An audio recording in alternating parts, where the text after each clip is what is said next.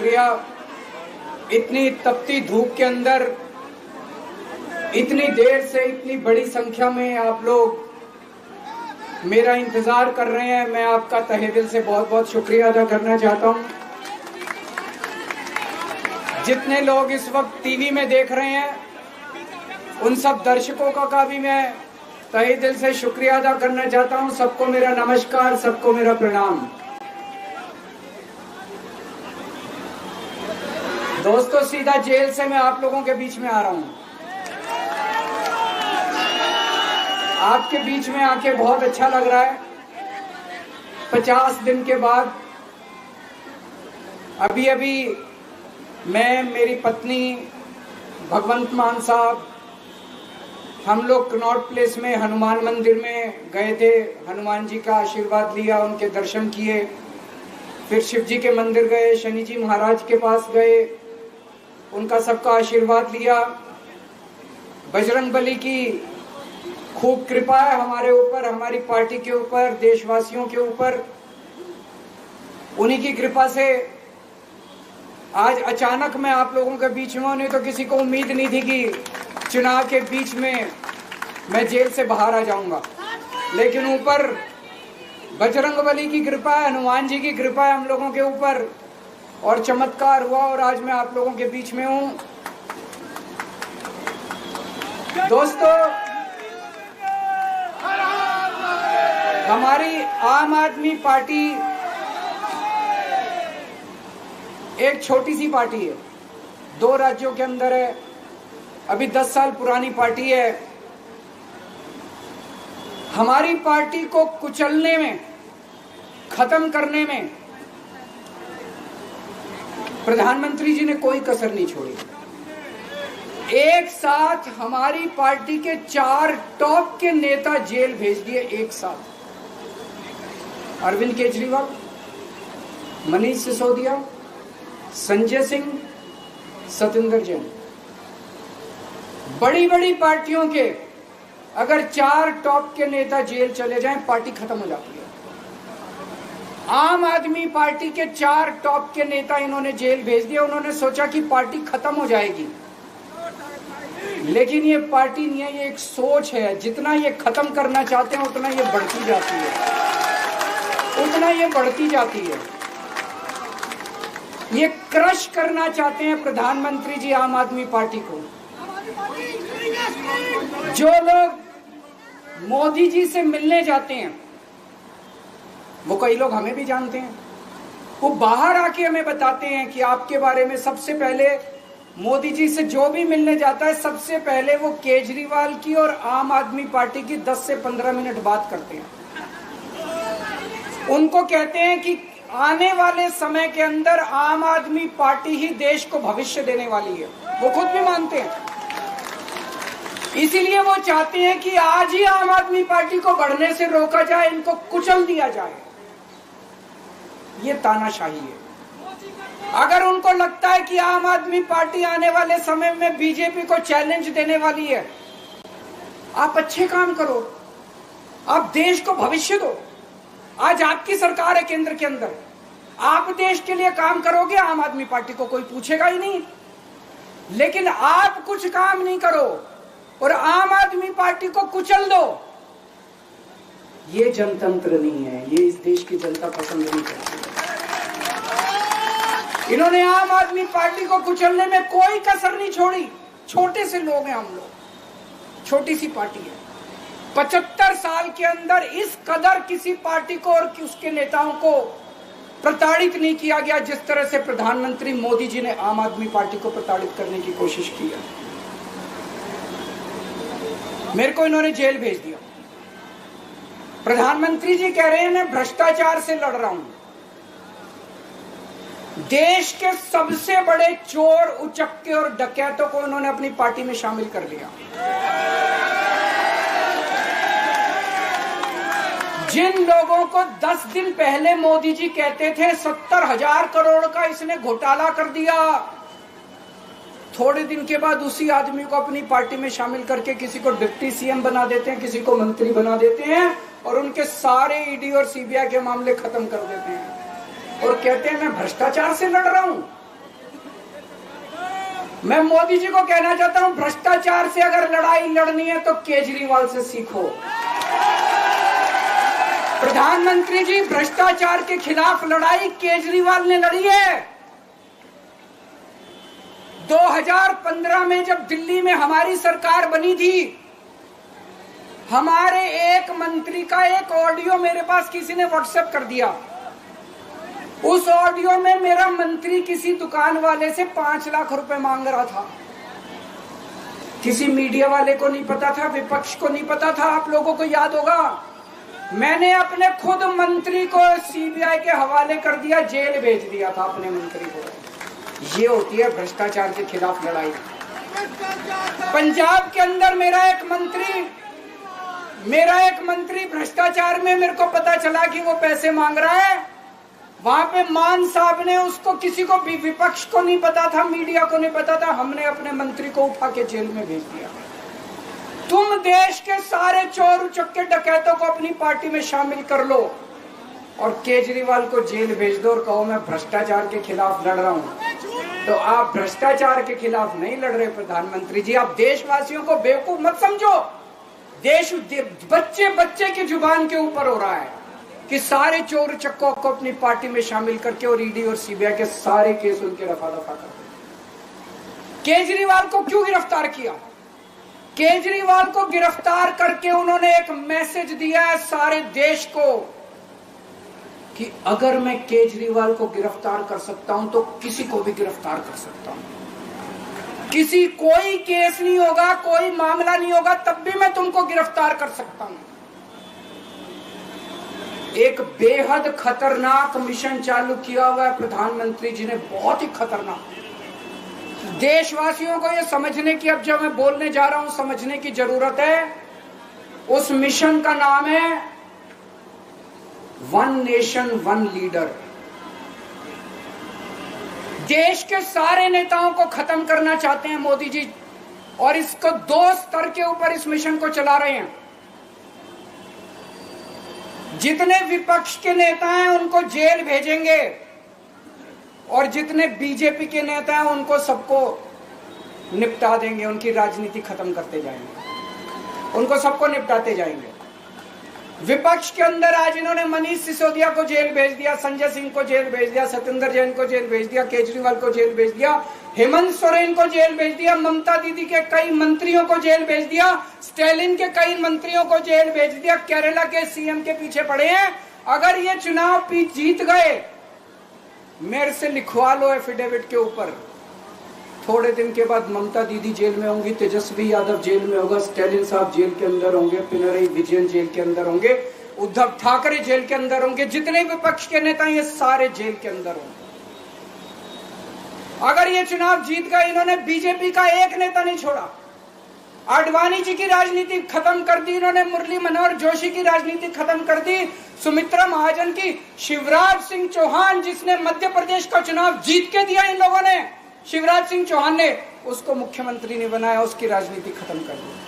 वसुंधरा राजे की राजनीति खत्म कर दी इन्होंने, खट्टर साहब की राजनीति खत्म कर दी, डॉक्टर रमन सिंह की राजनीति खत्म कर दी। अब अगला किसका नंबर है? योगी आदित्यनाथ। अगर ये चुनाव जीत गए, मेरे से लिखवा लो, 2 महीने के अंदर उत्तर प्रदेश का मुख्यमंत्री बदल देंगे। योगी आदित्यनाथ की राजनीति खत्म करेंगे, उनको भी निपटा देंगे। यही तानाशाही है दोस्तों। वन नेशन वन लीडर ये चाहते हैं, एक ही तानाशाह इस देश के अंदर बचेगा, एक ही तानाशाह इस देश के अंदर बचेगा। हमारा देश बहुत महान है, 4000 5000 साल पुराना हमारा देश है। इसके पहले पिछले 4000 साल में कई मौके आए जब इस देश के ऊपर तानाशाहों ने कब्जा करने की कोशिश की, लेकिन हमारे देश के लोगों ने उन तानाशाहों का तख्ता उखाड़ के फेंक दिया। जब जब हमारे देश में ऐसा मौका आया कि तानाशाह ने हमारे देश के ऊपर कब्जा करने की कोशिश की, इस देश की जनता ने उसका तख्ता उखाड़ के फेंक दिया। आज एक तानाशाह इस देश से जनतंत्र खत्म करना चाहता है, आज एक तानाशाह इस देश से लोकशाही खत्म करना चाहता है। मैं पूरे तन मन धन से लड़ रहा हूं, संघर्ष कर रहा हूं उस तानाशाह के खिलाफ। 140 करोड़ लोगों का साथ चाहता हूं मैं। मेरे अकेले के करने से नहीं होगा। 140 आज मैं आप लोगों से भीख मांगने के लिए आया हूं, 140 करोड़ लोगों से, 140 करोड़ लोगों से भीख मांगने के लिए आया हूं। मेरे देश को बचा लो, मेरे भारतवर्ष को बचा लो, मेरा भारत बहुत, इस तानाशाही से बचा लो मेरे दोस्त, मेरे देश को।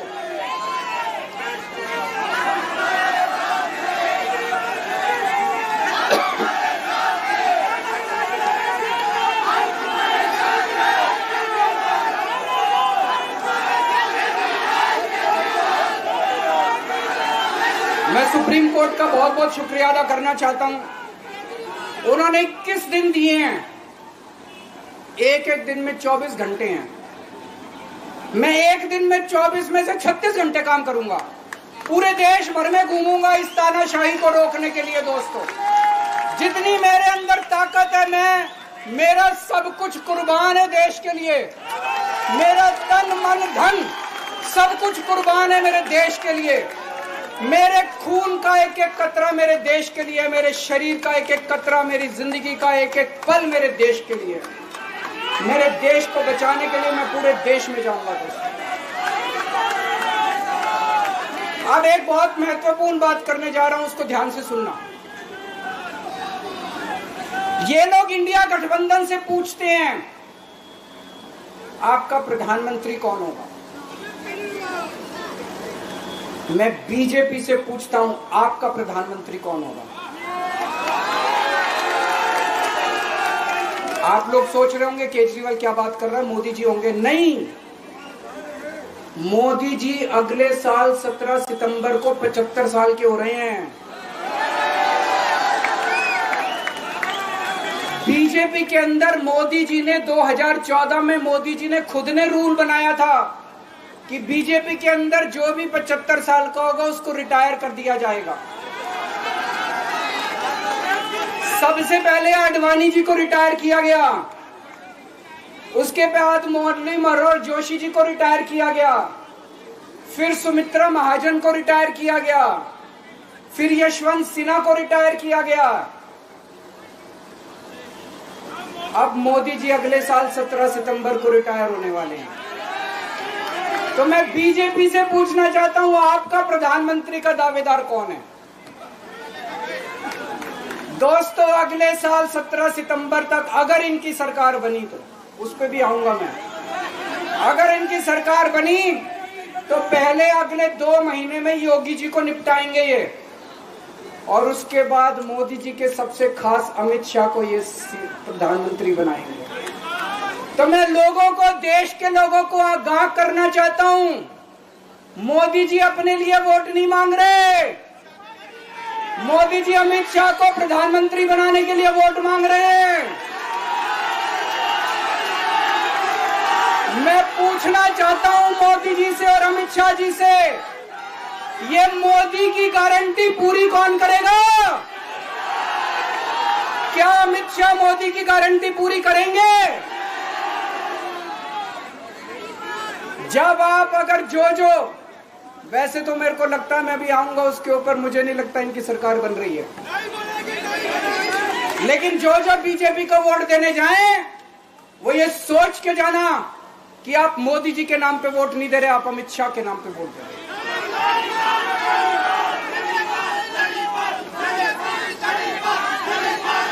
अब एक खुशखबरी आप लोगों के लिए, अब एक खुशखबरी है, सबको बता देना जो मैंने बातें कही है बड़ी सोच समझ के कही है। वहां बैठ के यही सोच रहा था 50 दिन से।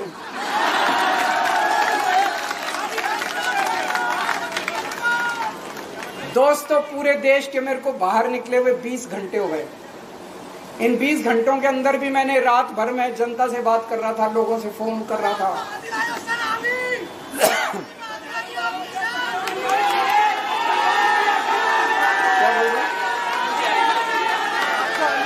रात को आंधी आई थी,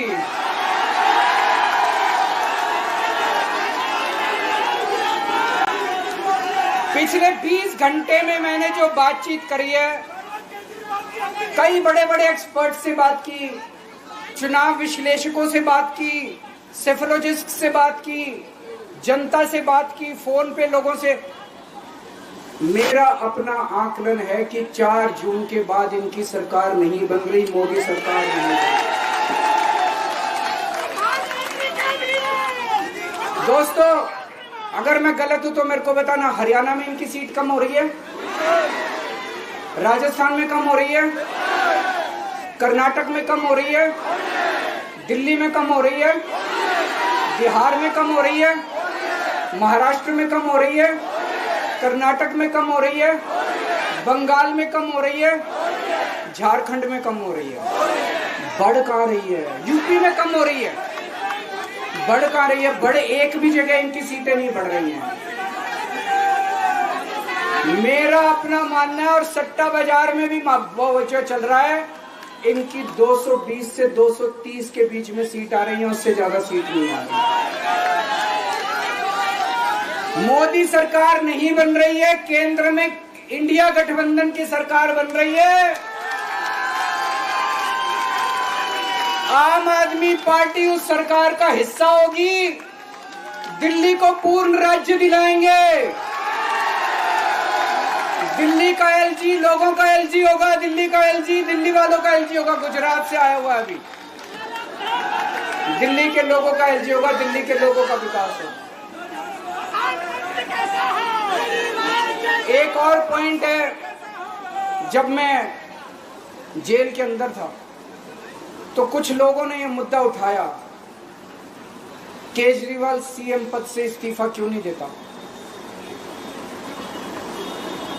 दोस्तों, केजरीवाल को कभी किसी पद का लालच नहीं हुआ।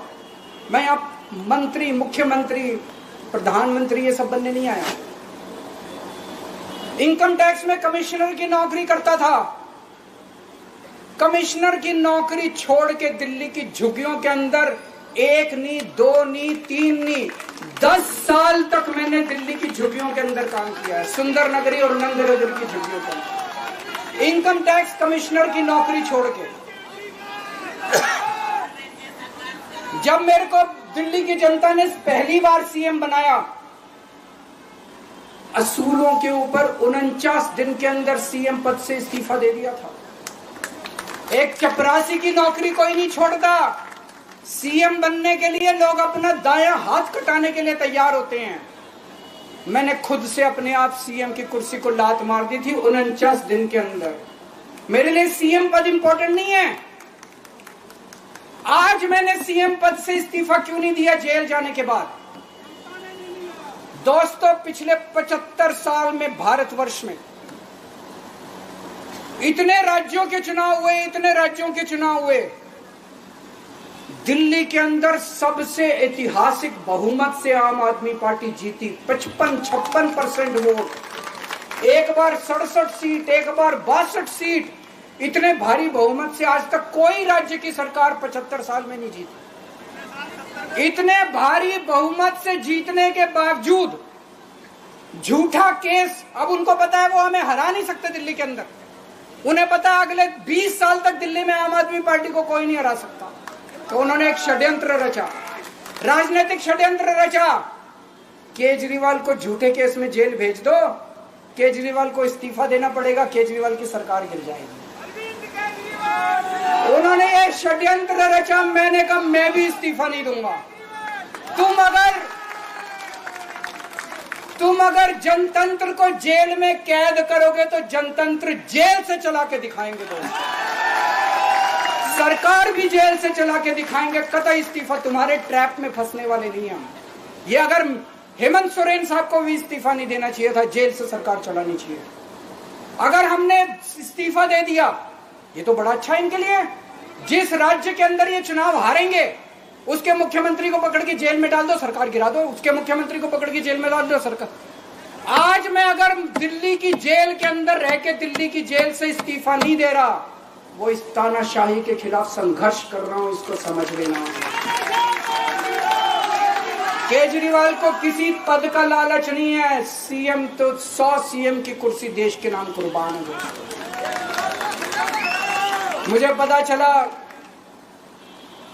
मेरे जेल जाने से बहुत लोग भावुक हुए, खासकर मेरी माँ, बहनें, महिलाएं बहुत रोई, कईयों ने बहुत मन्नतें मांगी। मैं सबका बहुत बहुत शुक्रिया अदा करना चाहता हूं जिन लोगों ने अपनी दुआएं, करोड़ों करोड़ों लोगों ने अपनी दुआएं भेजी हैं। पूरी दुनिया भर से करोड़ों लोगों ने दुआएं भेजी। उन्हीं के आशीर्वाद का कमाल है कि आज मैं आप लोगों के बीच में हूं। आप लोग सब लोग सुखी रहें, देश खूब तरक्की करे, फले फूले, आप सब लोग खूब खुश रहें, ऐसी मेरी प्रभु से इच्छा है। भारत माता की